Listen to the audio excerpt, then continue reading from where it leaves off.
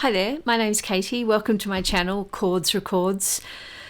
Wow, today, what a special week it's been as far as vinyls go. My birthday was on August 30th, or is on August 30th, and 2 albums were released on that day, which at this stage I'm thinking will make my top 10 of the year, maybe even my top 5. I love these albums, and I can't believe they were both released on my birthday. And one of them is really important to me that it came on my birthday, and I'll tell you why in a minute. So they're the 2 albums I'm going to talk about today. The first one being the new Nick Cave and the Bad Seeds album, Wild God. Look at that incredible cover. It's so beautifully rendered, like a 3D. It's not 3D, but the stock. This is about the thickest album cover I've ever had. I don't know how thick it is, but no expense was spared with this stock. It's just... So let's first talk about the actual album cover. So it's just a single sleeve. As I said, very thick stock, 2-color print, so black and this kind of off-white grey colour. But the album sleeve that our vinyl comes in is this exquisite high-gloss portrait of Nick Cave. I mean, this photo is absolutely beautiful. You would see this in a contemporary art gallery. It is just, but the reproduction, the gloss on this, I don't even know if it does it justice. It's waxy gloss. It's absolutely beautiful. The photographer was Ian Allen, if that means anything to you.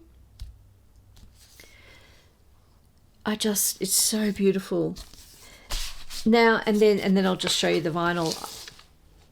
I got the from the store, from the Nick Cave official store, grey vinyl. It was a limited edition, which kind of suits the grey cover, and the hype sticker, limited edition grey vinyl. So this album, have you heard it yet?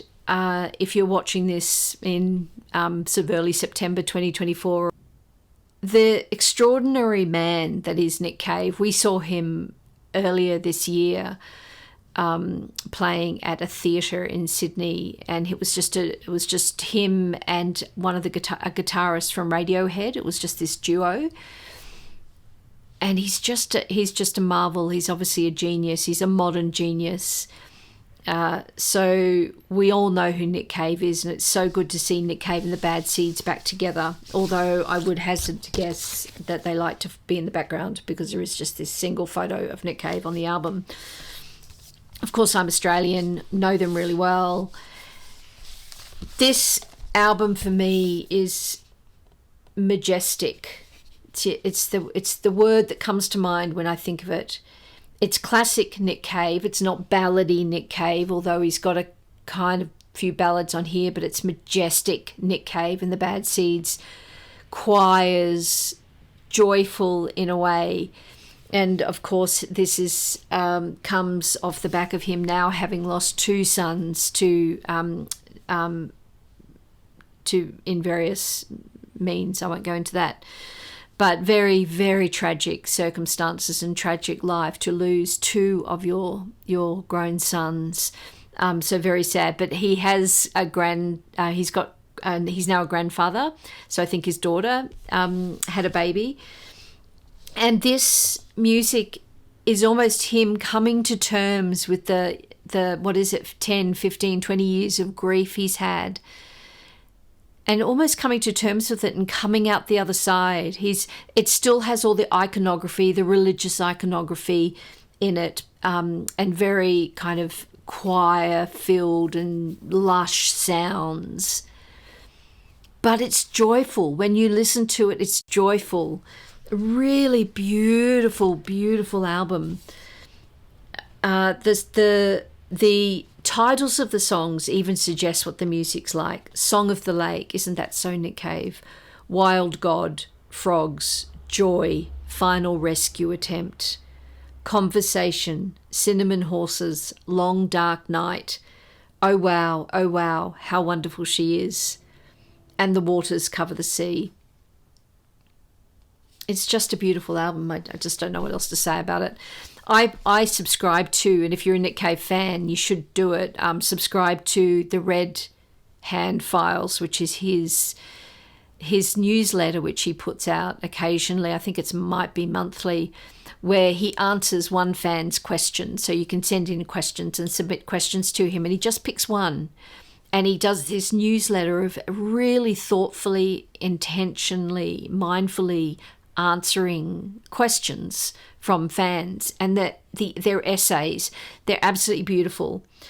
The one before last talks about the title Wild God and how he came up with Wild God, and the question from the fan was from a poet who had also written quite a famous poem about 10 years ago called Wild God. And he was just pointing out to Nick Cave, I was wondering if you'd read my poem, and I'm sure you haven't, but, you know, it's such a coincidence you've come up with the same phrase, and you're so amazing. I love you. But if you haven't read my poem, here it is. I think we're going to have similarities. And Nick Cave wrote the most exquisite newsletter back, and I urge you to kind of subscribe to his Red Hand Files and read it. And he had read the poem, but it had nothing to do with why he'd named the album Wild God, because he found it afterwards when they were trawling through what to call the album. So it's a fascinating story, and his response is so beautiful. I urge you to read that. Right, on to the second album that came out on August 30th, and this one is particularly special to me, and I'm tearing up thinking about it.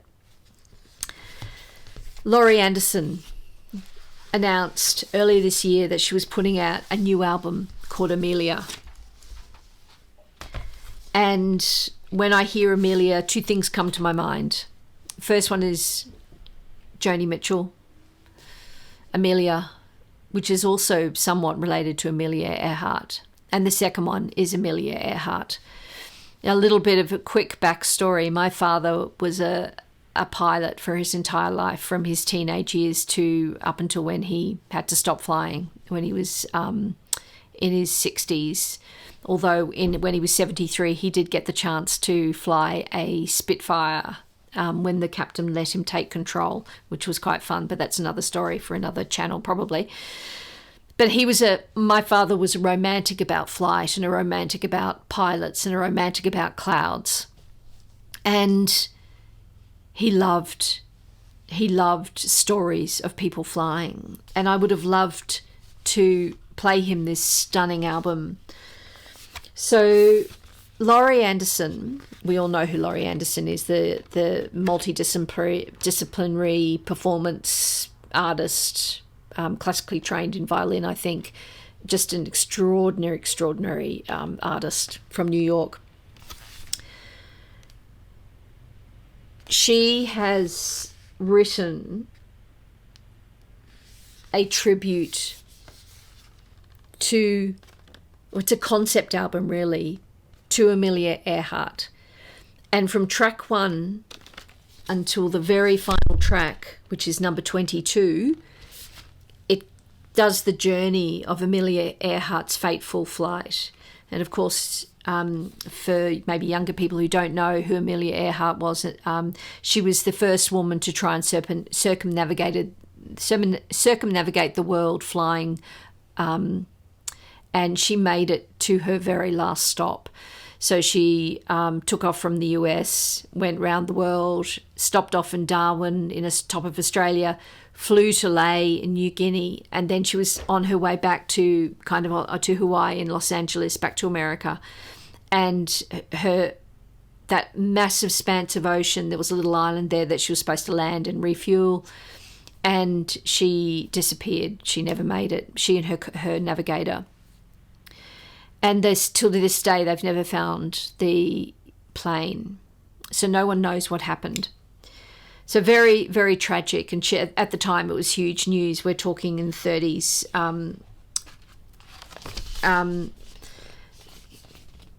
So you can see here in the gatefold, kind of she's kind of recreated the kind of flight path. So the whole album is a concept album to Amelia Earhart. It is orchestral, so lots of violins. I see in the credits there's a cast of thousands of violins and violas, strings, second violins, cellos, double bass. So essentially that's the sound. It's like I look forward to the day if she ever thinks about releasing this without the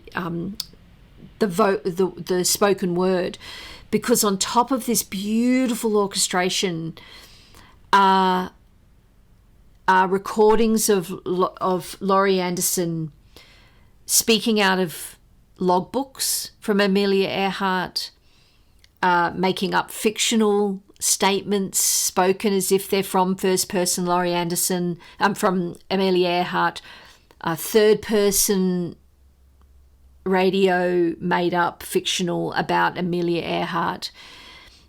And then on top of all that, woven is Ohoni, that incredible falsetto, beautiful singer, previously known as Anthony and the Johnsons, but they're now known as Ohoni.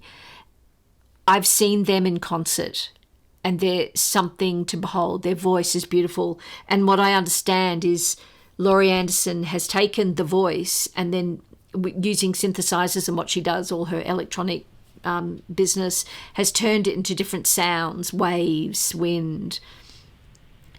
So I hope I'm giving you a idea of the concept around this album. I hadn't expected it to move me as much as it did, and I mean actually just listening to it. It's not something I will listen to a lot because the spoken parts have to really be, you sit down and you listen to this album. It's not something you put in the background and have some cocktails with friends. But honestly, it's one of my favorite albums of the year. So out on my birthday, I thought of my dad when this came out. One day I'm going to inherit something that's at my mum's house, which is a wooden propeller from the plane he crashed. So there is some sort of similarity there as well. One thing I didn't know about Laurie Anderson was she was once in a commercial plane crash, in a small plane, and I think 2 people died in it. And she said they were falling for 10 minutes. They knew there was something wrong for 10 minutes. So she has a real relationship with flight. A beautiful album, beautiful album. So they're my 2 albums that I released on August 30th, 2024. Wild God by Nick Cave and the Bad Seeds, Laurie Anderson, Amelia. With the Amelia album, I ordered it day one, and I was also lucky enough to get this beautiful signed print with a little kind of face in the clouds that she's drawn there. And if you can see in this picture, there's a shadow of a plane and a strange rainbow light around it. I'll just read you. It says, it's called Pilot's Glory. Pilot's glory is an optical phenomenon created when sun is behind you and water is suspended in the air. The shadow of your plane appears on clouds below, surrounded by a circular rainbow. First observed by mountain climbers who saw their shadows on clouds being surrounded by a halo, the process is called wave tunneling, in which electromagnetic waves are created within the droplets.